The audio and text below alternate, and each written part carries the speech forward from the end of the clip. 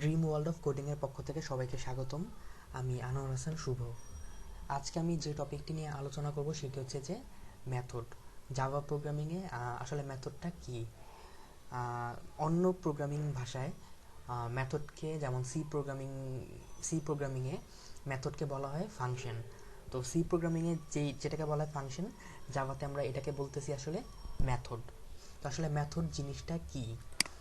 তো ছোট ছোট জিনিসে ভাগ করে নেওয়ার এই কাজটি হচ্ছে আসলে মেথড। তো প্রথমে আমি আসলে দেখি যে মেথডটা কী। তো এটা হচ্ছে একটি মেথড। মেথডের প্রথমে যেটি লিখতে হয় বা থাকে সেটি হচ্ছে পাবলিক। এই পাবলিক যে থাকতে হবে আসলে এরকম কোনো কথা নাই। তো পাবলিকটা হচ্ছে যে একটি মেথড হেডার, এবং পাবলিকের পরে আমি স্ট্যাটিক দিতেও পারি, নাও দিতে পারি। এই মেথড হেডার সহ যেই স্ট্যাটিক যেটা থাকে, এই পুরো জিনিসটাকে আসলে বলা হয় মডিফায়ার। এবং এরপরে এখানে আমি লিখেছি যে ইন্ট। এই ইন্টটা হচ্ছে রিটার্ন টাইপ। যখন এই ফাংশনটা কাজ করবে, ফাংশন কাজ করার শেষে সে আসলে কোনো কিছু রিটার্ন করবে কি না, এটা হচ্ছে রিটার্ন টাইপ। এখানে যে ইন্ট থাকতে হবে এমন কোনো কথা নেই, এখানে যে কোনো কিছু থাকতে পারে, ভয়েডও থাকতে পারে। যদি কোনো ফাংশন, যদি কোনো মেথড কোনো কিছু রিটার্ন না করে তাহলে সেখানে আমরা ভয়েড লিখব। এবং রিটার্ন টাইপের পরে আমি দেব মেথডটির নাম। তো মেথডটির নাম হচ্ছে যে যে কোনো কিছু হতে পারে, এটা হচ্ছে মেথডের নাম। এবং ফার্স্ট ব্র্যাকেটের মধ্যে যেটা আমার লিখতে হবে সেটা হচ্ছে যে ফর্মাল প্যারামিটার। তো এই জিনিসটাকে আসলে বলা হয় formal parameter. Formal parameter declare করার নিয়ম হচ্ছে যে আমার ডেটা টাইপ সহ আমি ভেরিয়েবলের নামগুলোকে ডিক্লেয়ার করব এবং কমা দিয়ে এক একটাকে সেপারেট করব। তো এটাকে বলা হয় প্যারামিটার বা আর্গুমেন্ট লিস্ট। এই একটি মেথডের নাম সহ যেই ফর্মাল প্যারামিটার, এই পুরো ব্যাপারটিকে বলা হয় মেথড সিগনেচার। তো এখন আমরা কোডের মাধ্যমে আসলে দেখব যে কিভাবে মেথড কাজ করে। তো প্রথমে আমি আমার কম্পিউটারে নেটবিনসটি ওপেন করে রেখেছি, আপনারা ওপেন করবেন। তো এখানে আমার প্যাকেজ হচ্ছে মেথড এবং ক্লাসের যে নামটি সেটি হচ্ছে মেথড। এখন আমি এই মেথড যেখানে লিখব, মেথডটি আমি পাবলিক ক্লাসের ভিতরে লিখব, কিন্তু মেন ক্লাসের বাইরে লিখব। তো প্রথমে আমরা যেটা লিখব যে পাবলিক, এরপরে যে কাজটি করব আমরা এখানে স্ট্যাটিক দিয়ে করব। স্ট্যাটিক জিনিসটা কি, এগুলো পরবর্তী টিউটোরিয়ালে দেখানো হবে যে আসলে স্ট্যাটিক কথাটার অর্থটা কি, বা স্ট্যাটিক আমরা এখন কেন লিখতেছি। স্ট্যাটিক এখন হচ্ছে যে সে কোনো কিছু রিটার্ন করবে নাকি। সাপোজ আমরা যেই প্রোগ্রামটি তৈরি করব, এমন একটি প্রোগ্রাম আমরা তৈরি করব যে দুইটি সংখ্যার যোগফল সে আমাকে দেখাবে। তো দুইটি সংখ্যা আমি এখানে ইন্টিজার নিব, তো এখানে এজন্য আমি রিটার্ন টাইপ দিব ইন্ট। এবং রিটার্ন টাইপ আমার শেষ, এখন আমি মেথডটির নাম দিব। সাপোজ মেথডটির নাম দিলাম আমি অ্যাড। ব্র্যাকেটের মধ্যে আমি প্যারামিটারগুলোকে পাঠাবো। সাপোজ এইখানে আমি দুইটা ইন্টিজার ভেরিয়েবল নিলাম, একটি হচ্ছে ইন্টিজার এ এবং একটি হচ্ছে ইন্টিজার বি। এখন কথা হচ্ছে যে এই জিনিসগুলো আসলে সে কি করবে। এখন আমি এই দুটো যোগফল একটি ভেরিয়েবলে রাখতে পারি এবং সেই ভেরিয়েবলটি সে রিটার্ন করবে। তাহলে আমি লিখতে পারি ইন্টিজার সি, নতুন একটি ভেরিয়েবল, এবং C equal to A plus B. তার মানে যে এ আর বি যোগ হবে, যোগ করার ফলে যে যোগফলটা হবে সেটি সে সি ভেরিয়েবলের মধ্যে সেভ করবে এবং রিটার্ন করবে সি। এখন হচ্ছে যে যদি আমি মেথডটি এরকমভাবে রেখে দিই তাহলে সে আমাকে একটি ইরর দেখাচ্ছে। ইররটি দেখাচ্ছে কেন? কারণ আমি এখানে প্রোগ্রামে বলে দিয়েছি যে এই মেথডটি আমাকে কিছু রিটার্ন করবে, যেটি হচ্ছে কি ইন্টিজার টাইপের, কিন্তু আমি এখানে কোনো কিছু রিটার্ন স্টেটমেন্ট নাই, এজন্য সে আমাকে ইরর দেখাচ্ছে। যখনই আমি রিটার্ন সি দিচ্ছি তখন সে আমাকে প্রোগ্রামটি দেখাচ্ছে, কোনো ইরর দেখাচ্ছে না। তো এটি হচ্ছে একটি নর্মাল যোগের একটি মেথড। এখন যেহেতু এটি একটি রিটার্ন টাইপ, তো এখন আমি মেন মেথডের মধ্যে যেটা লিখবো, মেন মেথডের মধ্যে আমি একটি ভেরিয়েবল নিব যেটি হচ্ছে ইন্টিজার এ। এখন হচ্ছে যে এই এর মধ্যে আমি মেথডটিকে কল করব। কল করার নিয়মটা হচ্ছে যে প্রথমে মেথডের নামটি লিখব এবং ভ্যালু সহ আমি ওই মেথডটাকে কল করব। সাপোজ আমি যদি এখানে কল করি 2 5 এবং প্রিন্ট করব a।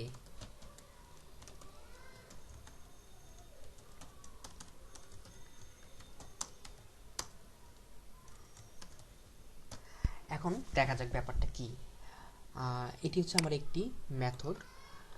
এই মেথডটি হচ্ছে একটি ইন্টিজার ভ্যালু রিটার্ন করবে এবং মেথডটির নাম হচ্ছে অ্যাড এবং ফর্মাল প্যারামিটার হিসেবে আমি দুটি প্যারামিটার নিলাম, ইন্টিজার এ, ইন্টিজার বি।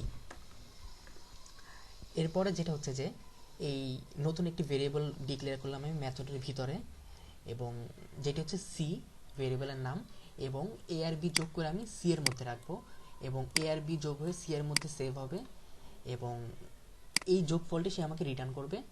এই জন্য আমি এখানে লিখেছি রিটার্ন সি। এখন হচ্ছে যে মেন মেথডের মধ্যে আমি আমার যে অ্যাড মেথডটা আছে এটিকে আমি কল করব। কল করার নিয়মটা হচ্ছে যে এই মেথডটা যেহেতু কোনো কিছু রিটার্ন করছে তাই এটিকে আমরা বলতেছি ভ্যালু রিটার্নিং মেথড। আর যদি কোনো মেথড কোনো কিছু রিটার্ন না করে তাহলে সে হচ্ছে ভয়েড মেথড, সে আসলে কোনো কিছু রিটার্ন করছে না। তো এখানে আমাকে রিটার্ন করছে, এজন্য আমি এখানে লিখেছি যে ইন্টিজার। আর এখানে মেথড কল করার নিয়মটা হচ্ছে যে যদি কোনো মেথড কোনো কিছু রিটার্ন করে তাহলে সেই মেথডটিকে আমার একটি ভেরিয়েবলের মধ্যে রাখতে হবে। এজন্য আমি এখানে একটি ভেরিয়েবল ডিক্লেয়ার করেছি ইন্টিজার এ এবং ইন্টিজার এর মধ্যে আমি অ্যাড মেথডটিকে কল করেছি ডাইরেক্ট ভ্যালু দ্বারা। এখন যদি আমার ইচ্ছা হয় যে আমি 2 আর 5 দিব না, আমি ইউজার থেকে দুইটা নাম্বার ইনপুট নিব, তাহলে কি করব? তাহলে প্রথমে আমার ক্লাসের আগে আমাকে java.util.scannerটি ইম্পোর্ট করতে হবে। এজন্য লিখি import java.util.scanner এবং স্ক্যানার জন্য আমি একটি অবজেক্ট ক্রিয়েট করব। স্ক্যানার অবজেক্ট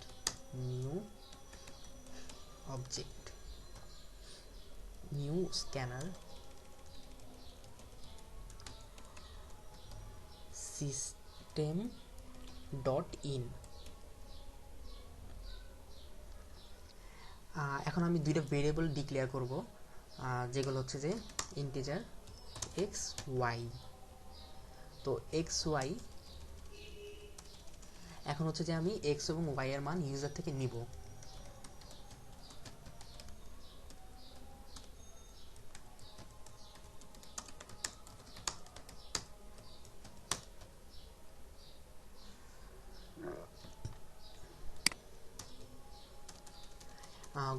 আগের টিউটোরিয়ালগুলোতে দেখানো হয়েছে যে ইউজার থেকে কিভাবে ইনপুট নেওয়া হয়। আশা করি আপনারা এই জিনিসটা এখন শিখে গেছেন যে ইউজার থেকে আসলে কিভাবে ইনপুট নিতে হয়।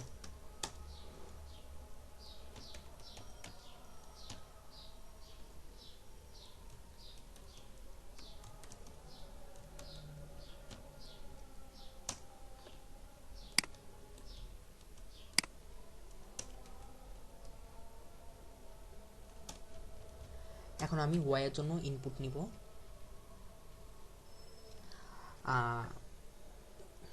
এখন আমি যেটি লিখব যে a ইকুয়াল টু মেথডটির নাম, আমার মেথডটি ছিল অ্যাড এবং মেথডের মধ্যে আমি এখন দুইটি ভেরিয়েবল পাঠাবো যেটা হচ্ছে এক্স ওয়াই।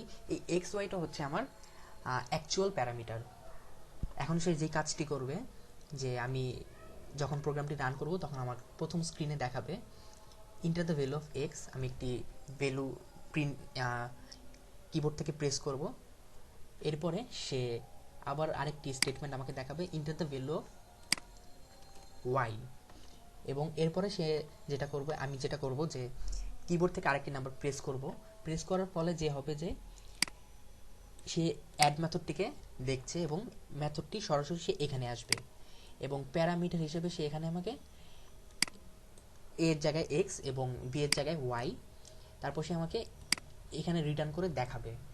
অর্থাৎ এইগুলোকে বলা হয় যে অ্যাকচুয়াল প্যারামিটার আর ওইটা হচ্ছে ফর্মাল প্যারামিটার। এখন সাপোজ এখানে আমার ছিল যে দুইটা ইন্টিজার, কিন্তু এখানে যদি আমি স্ট্রিং দিতাম তাহলে আমি এই ইন্ট মেথডটাকে কল করতে পারতাম না, কারণ এখানে হচ্ছে যে আমার প্যারামিটারের মধ্যে ডেটা টাইপ হচ্ছে ইন্টিজার। তো আর সিকোয়েন্সও মেনটেন করতে হবে। পরবর্তী মেথডের টিউটোরিয়ালগুলোতে আরও ডিটেলসে আলোচনা করা হবে। এখন ভ্যালু দিই আমি। এক্স এর ভ্যালু দিলাম 10 এবং ওয়াই এর ভ্যালু দিলাম আমি 20।